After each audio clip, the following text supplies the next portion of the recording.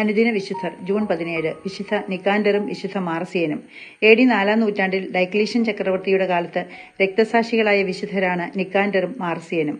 Roman സൈന്യത്തിലെ കഴിവുറ്റ ഉദ്യോഗസ്ഥരായിരുന്നു രണ്ടുപേരും. സൈന്യത്തിലുള്ളവരെല്ലാം ക്രിസ്തുമതം ഉപേക്ഷിച്ച് റോമൻ ദേവന്മാരെ ആരാധിക്കണമെന്ന് ചക്രവർത്തി ഉത്തരവിട്ടു.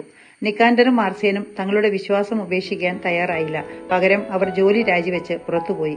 ഗവർണറായിരുന്ന മാക്സിമിലൻ ഇതൊരു കുറ്റമായി കാണുകയും അവർക്ക് വധശിക്ഷ വിധിക്കുകയും ചെയ്തു. ക്രൈസ്തവ വിശ്വാസം ഉപേക്ഷിക്കാൻ അവർക്ക് മേൽ വലിയ സമ്മർദ്ദമുണ്ടായെങ്കിലും രണ്ടുപേരും ഉറച്ചുനിന്നു. ക്രിസ്തുവിനു വേണ്ടി കഷ്ടപ്പാടുകൾ സഹിക്കാൻ നിക്കാൻഡറുടെ ഭാര്യ അദ്ദേഹത്തെ പ്രോത്സാഹിപ്പിച്ചു.